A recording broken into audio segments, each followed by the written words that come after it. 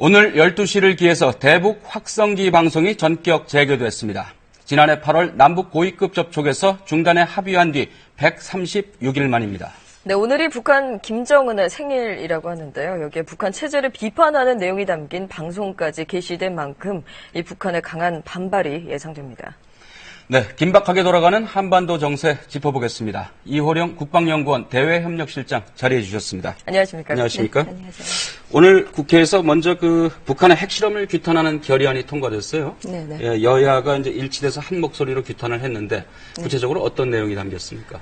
일단 그 핵실험에 대해서는 도발이다라고 이제 규정을 했고요. 이 문제를 풀어가는 데 있어서 여야 간에 이제 초당적인 합의를 이끌어낸다라는 점에 또 의의를 둘 수가 있고요.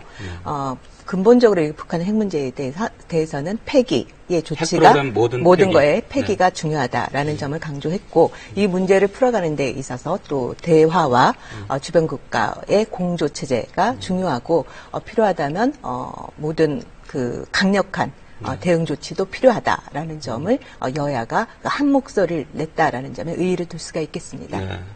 이제 그 북한의 4차 핵실험이 이제 바로 이틀 전에 있었고, 네. 그 바로 하루 만에 저희가 이제 우리 정부가 대북 확성기 방송 재개를 결정을 했고, 네. 그다음에 이제 오늘 이제 드디어 12시를 기해서 방송을 시작을 그렇죠. 했는데, 이게 이제 우리 정부의 첫 대응이 시작됐다 이렇게 봐야 될까요?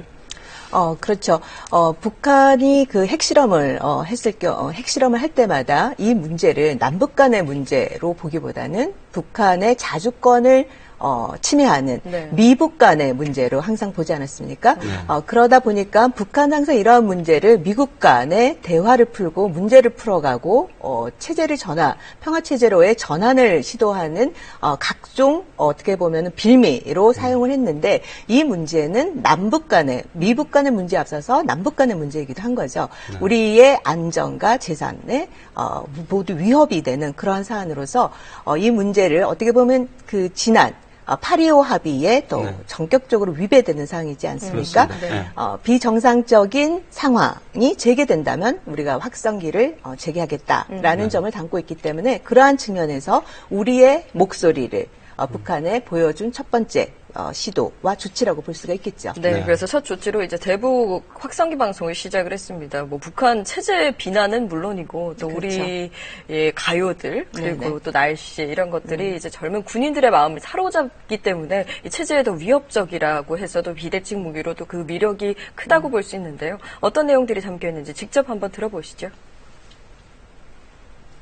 수십만 명이 정치범 수용소에 구금이 돼서 잔인한 고문을 받고 있는 현실을 지금 들으신 내용이 북한을 겨냥한 군의 확성기 방송입니다. 네, 이렇게 때론 빅뱅 같은 아이돌 그룹의 대중가요나 날씨 정보가 포함되기도 하는데요. 대북 확성기 방송은 최전선 군부대와 개성 시내까지 전달됩니다. 북한의 거짓말이라고 반발도 생각할 거센데요. 수가 없어요. 사람들이 이걸 들으면 말을 포 날라요. 북한 인터넷 선전 매체는 지난해 8월 우리 대북 확성기를 조준하는 동영상을 올리기도 했습니다. 불지라도 남기지 않으리 어절한 심리전의 그 더러운 형체를. 대북 확성기 방송은 오늘 정오부터 10여 곳에서 하루 8시간 동안 방송됩니다. 이게 뭐 대중가요, 날씨 뭐 이런 것까지도 이제 전달을 한다고 하는데 네네. 효과가 어떻습니까? 이게 보면은 그 송출력이 좋기 때문에 네. 개성 지역까지 그 내용이 전달이 되고요. 네. 실제로 또 탈북자들이 이 방송을 들은 탈북자들 얘기를 들으면 이제 동요를 하게끔 하는 그런 부분이 있다라는 거죠. 이제 뭐 예를 들면 북한이 정확히 전달해주는 정보보다 우리가 전달해주는 정보에 더 귀를 솔깃하게 한다라든지 뉴스라든지 이런 거에 더 의존을 하고, 실질적으로 북한의 그 통치 세력권 내에서 진행되는 사항은 밑에 적경지대에 있는 군인들은 알지 못하는 사항이지 않습니까?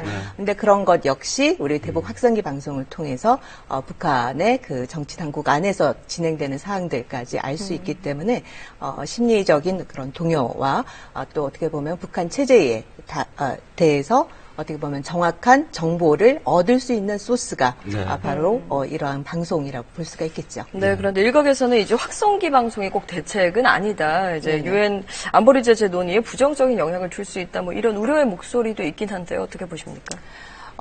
저는 그 생각을 하기에요. 북한이 지금 4번째 핵실험을 하지 않았습니까? 그 기존에 또 유엔 차원에서 또 제재 역시 4차례에 걸쳐서 제재가 진행이 됐는데 이러한 유엔 제재에도 불구하고 북한이 4차례 핵실험을 했다라는 것은 그 제재가 사실상 북한에게 북한을 아프게 하지 않았다라는 거죠. 그렇다면 북한이 이러한 행동을 제약할 수 있고 북한을 아프게 한 조치가 무엇이었냐 보면 8.25 합의에 그 동력을 제공했던 거는 바로 이런 대북 방송이라는 거죠. 그러한 측면에서 북한의 행동을 제약할 수 있고 제어할 수 있는 거는 북한의 아픈 부분을 건드려야 된다라는 거죠. 그러한 측면에서 이것도 중요한 부분이라고 생각이 들고요. 대북 그 유엔 차원에서 논의돼야 될 제재 부분도 역시 북한이 그 6일날 방송한 그 중요 방송 부분에 네. 보면은 자기네들이 어디가 아픈지를 방송 내용에도 담고 있습니다. 인권 부분과 경제 제재를 받고 있는 부분이 굉장히 아프다라는 점을 네. 실어주고 있기 때문에 그 부분에 보다 포커스가 맞춘 그런 정책 제재 내용이 담겨져야 된다라고 생각이 듭니다. 네, 일부 언론에서는 이제 북한이 맞대응 차원에서 대남 방송을 했다 뭐 이런 보도도 있습니다. 그게 네. 맞는지 아닌지는 아직 확인되지 안 않습니다만. 했다고 이제 네, 우리 이 대남 국방부가 얘기를 방송을 했죠. 만약에 한다면 어떤 네네. 내용들이 담길 수 있나요? 아무래도 이제 비난 방송이 되겠죠. 남남 갈등을 그 조장하는 그런 내용이라든지 뭐 아니면은 우리가 보도하는 내용이 뭐 좀 거짓된 내용이라든지 나름 그 북한이 그 어떻게 보면 우리에게 혼란을 줄 수 있고 또 국방부라든지 외교부라든지 청와대라든지 여기를 정책을 대응 정책에 대해서 비난하는 그런 내용을 담아서 우리 내부적으로 국민이 정부를 비판하는 뭐 그런 식의 내용을 조장하는 내용을 담지 않을까라는 생각이 듭니다. 네. 네. 이게 이제 북한이 우리가 이제 대북 확성기 방송을 재개를 하니까 우리 확성기를 조준하는 어떤 그 공격 가능성이나 아니면 또 추가 도발, 핵실험 이후에 어떤 뭐 로켓 발사나 이런 추가 도발 가능성은 늘 상존해 있는 거 아닌가요? 그렇죠. 모든 가능성은 열어놓고 우리가 준비를 해야 되는 거죠. 군사적인 대응, 그다음 군사적인 준비 태세는 1%의 가능성에 대해서도 만발의 준비를 하는 것이 중요하다라는 생각이 들고요. 이미 조준 타격의 가능성은 그 2015년에 한번 네. 그러한 시도가 있지 않았습니까? 네. 그렇기 때문에 모든 상황에 대비를 해야 되겠죠. 네. 네. 일각에서는 이제 북핵에 대응하는 방안으로 사드 배치가 다시 거론되지 않을까 뭐 이런 관측도 나옵니다만 어떻게 보십니까? 일단 그 국방부 장관이랑 한미 국방부 장관이 전화 통화를 통해서 나온 내용을 이제 공동 발표문으로 내용을 얘기를 했죠. 네.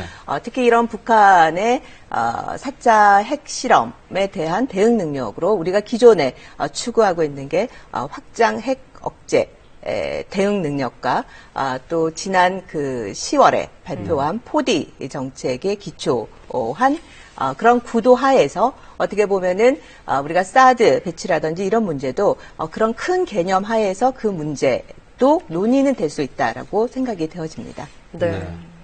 그 이제 대북 확성기 재개 그리고 뭐 미국의 이제 전략 자산 이제 배치 뭐 네네. 이런 이제 대응들이 이제 이어지고 있는데 일각에서는 이제 우리 정부가 뭐 개성공단 철수 문제도 생각을 해야 되는 거 아니냐 이런 얘기들도 있어요. 뭐 통일부에서는 이제 뭐 아직 그런 단계는 아니다 이렇게 이제 네네. 일축은 했습니다만은 네네. 생각은 하고 있어야 되는 겁니까? 그 이제 조건이 어떻게 진행이 되느냐에 따라 이제 우리의 대응 방법도 달라지지 않을까라는 생각이 드는데요. 이러한 그 북한의 그 4차 핵실험 이후에 추가적인 뭐 도발이라든지 그런 것들이 우리 국민의 생명과 재산과 안전에 위협이 된다면 개성공단에 지금 우리나라 국민들이 나가 있지 않습니까? 그들의 그런 생명과 안전에 위협이 된다면 그런 것도 옵션으로 그 선택을 해볼 수가 있겠죠. 네, 이번에 핵실험 징후를 이제 미국이 미리 좀 감지했다 이런 보도가 있었습니다. 미일 공조는 좀 탄탄해 보이는데요. 상대적으로 우리나라와 미국과의 공조, 그리고 또 미국과의 중국과 우리의 공조가 굉장히 절실해 보입니다. 사실은 북한이 돈줄을 쥐고 있는 건 중국이지 않습니까? 그러니까 중국과의 공조, 한 라인도 지금 잘 연결되고 있는 건지도 궁금하고요. 어떻게 보십니까? 한미 간의 그 정보 공유 문제, 또 한일 간의, 또 한미일 삼국 네. 간의 정보 공유는 이렇게 특히 북한의 이런 핵 문제라든지 장거리 미사일 문제와 관련해서는 비교적 잘 그 협조가 되는 걸로 알고 있고요. 네. 또 하나는 이제 중국과의 그 한 라인이 작년에 이제 설치가 되어 있는데 그 문제와 관련해서는 오늘 그 발표되면 한반도 평화교섭본부장이 육자회담에 그 당사자와 이제 4시에 전화 연결이 네. 됐었고요. 또 한중 간의 그 외교부 장관과의 그 오늘 저녁 7시로 네. 예정이 되어 있죠. 그러니까 그 안에서의 어떠한 정책 조율의 문제와 또 시간을 그 한 라인을 그 통화를 어떤 내용을 할 건지 그 통화상에 어떤 내용을 담을 건지에 대한 그런 시간 조율의 문제이지 그것이 어떻게 보면은 뭐 정보 공유를 하는데 잘 된다 안 된다의 문제는 아니라고 봅니다. 네. 충분히 잘 되고 있다라고 평가하십니까? 지금 그 부분과 관련해서는 비교적 잘 진행이 네. 된다라고 보는 쪽이 맞다고 지금 봅니다. 박근혜 대통령과 시진핑 주석과의 이제 전화 통화도 이제 검토되고 있다, 이제 이렇게 보도가 나오고 있는데 그 부분에 대해서는 어떻게 보십니까? 이제 두 정상이 전화를 해서 아주 긴밀한 공조를 서로 약속하는 그런 모양새가 되지 않겠습니까? 아무래도 그렇겠죠. 지금 유엔에서 이제 제재에 대한 논의를 하기 위해서 논의에 이제 들어갔기 때문에 네. 제재에 담을 내용이라든지 또 아무래도 이번에 그 핵실험과 관련해서 우리에게도 위협이 되지만 중국에게도 역시 불안정한 위협이 될 수 있기 때문에 그 부분에 있어서는 한중이 어느 주변 국가들보다 더 같이 공동의 위협에 있지 않을까라는 생각이 듭니다. 그러한 측면에서 중국은 이전과는 분명 다른 스탠스를 취해야 된다라고 봅니다. 네. 네, 알겠습니다. 오늘 말씀 여기까지 듣겠습니다. 고맙습니다. 네, 고맙습니다. 네, 고맙습니다.